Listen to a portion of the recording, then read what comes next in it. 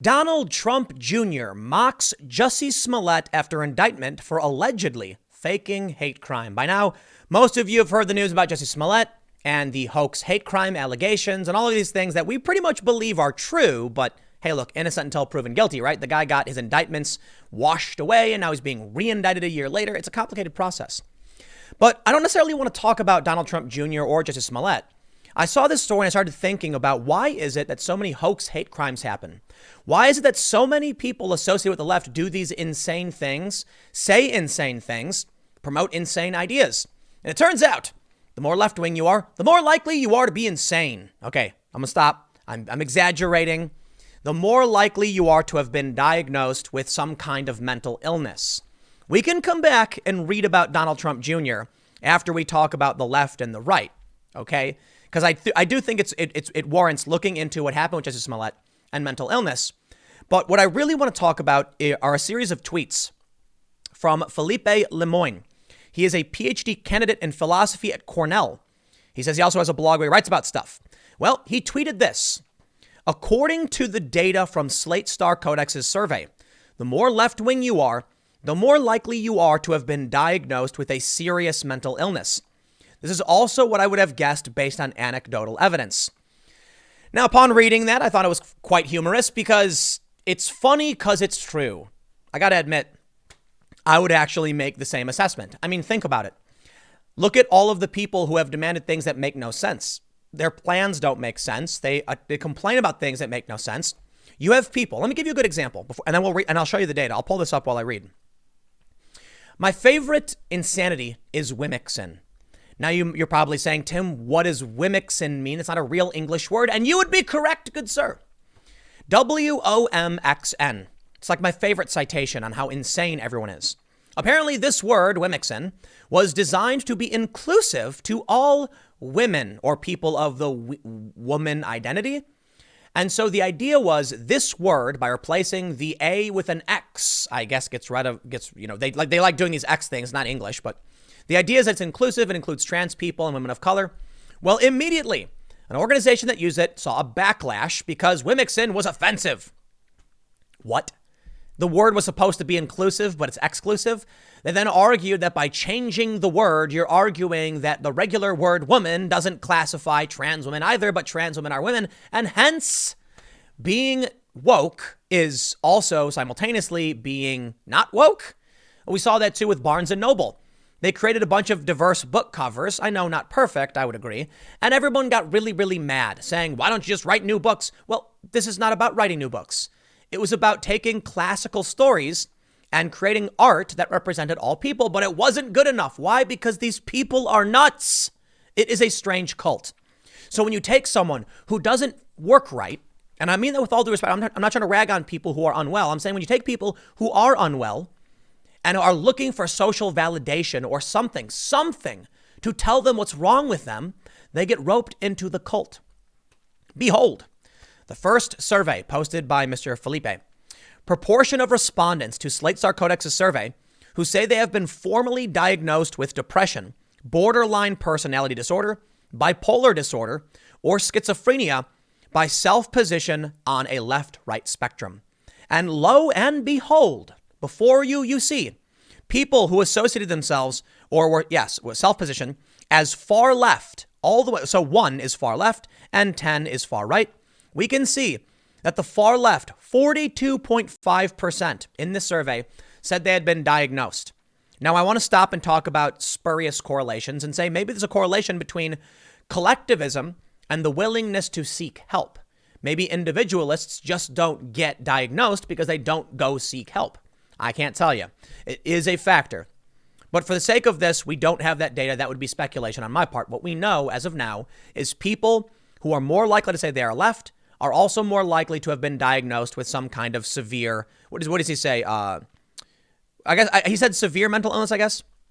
You can see as we get closer to the center, it actually drops significantly with those who are just center-right having the lowest. Again, perhaps center-right individuals are just less likely to go to a doctor. I actually don't think so. I think the center-left and center-right are fairly moderate, rational, regular, people we can see that even the far right hasn't been diagnosed. You'd think that would be strange considering all the crazy phenomenon.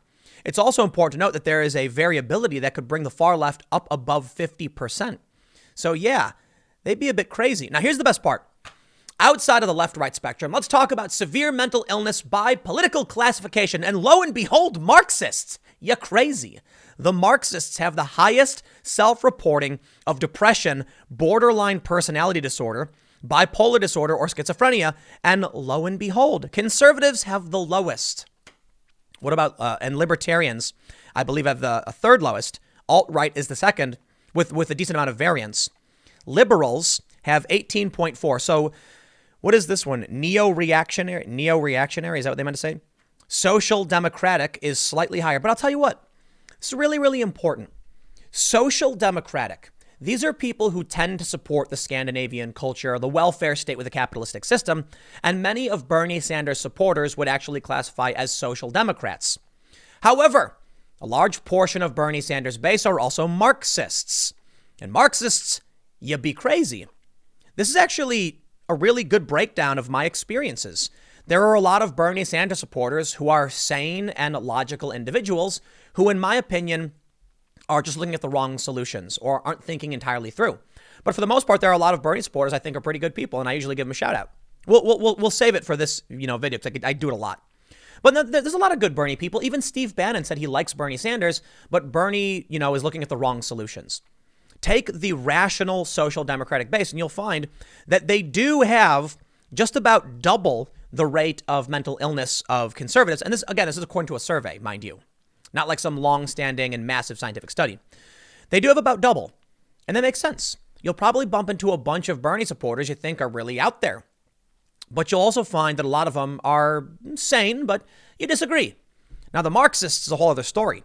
Basically, we're talking about 1 in 3, maybe 1 in 2 Marxists being nuts. Yeah, that fits my anecdotal, evidence. What I've seen, that seems to make a whole lot of sense. So here we can see that liberals and conservatives are actually really close. Liberals have slightly higher and libertarians have a little bit higher than conservative. But these are all like the more rational people when it comes to, voting and political positions. Mind you, I hope this means legit liberal, but it probably means regular run-of-the-mill liberals. And I'll tell you this, Bernie Sanders supporters don't call themselves liberals. They call themselves socialists for the most part. Most people I know who are liberal aren't really paying attention. It's typically conservatives who call the far left liberals. So for the sake of this, I think it's fair to say these are self-identified, right? Self-declared political affiliation.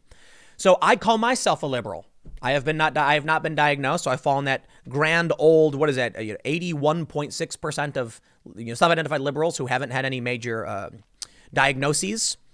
But I think if people are going to call themselves a liberal, they're not calling themselves far left. And the far left definitely doesn't call themselves liberal. They hate liberals. So you can see social democratic. I don't know what neo-reactionary is, but you can see they actually have, third highest at 19.5. And this is where it starts to get interesting because the far right and far left have more serious conditions. Felipe says, in response to Gabriel Rossman's suggestion, here is the same thing, but excluding depression. Thus, keeping only the most serious conditions. The pattern is the same, but the confidence intervals are much wider since those conditions are much rarer. Check this out. Now we can see when you remove depression, it shows that depression was one of the leading diagnoses that many people had. And you can see that the far right actually has a really high instance of what we have. We have borderline personality disorder, bipolar disorder, or schizophrenia. Depression removed, the far left still is the most likely to have these mental illnesses. You can see then the proportions are actually rather different, although the variance is a lot higher because of the rareness of the conditions.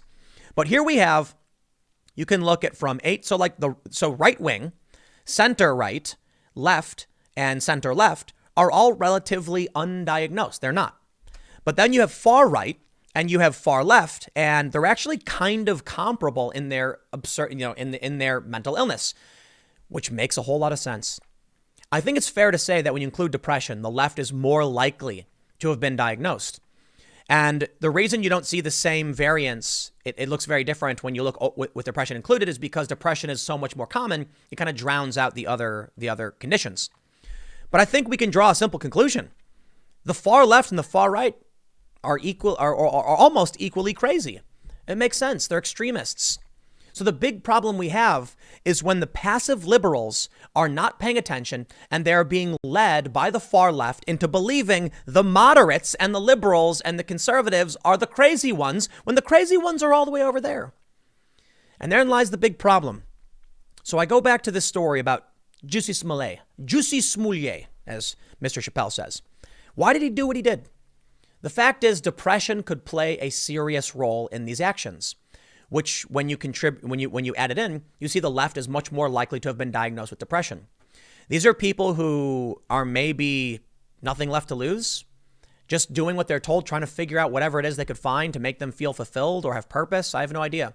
I'm not going to act like I'm a psychologist or a psychiatrist, but I think some of these actions can be motivated by a severe depression, anger, and nothing left to lose, I suppose. In the end, the data is clear. The fair thing to say, extremists, y'all be crazy.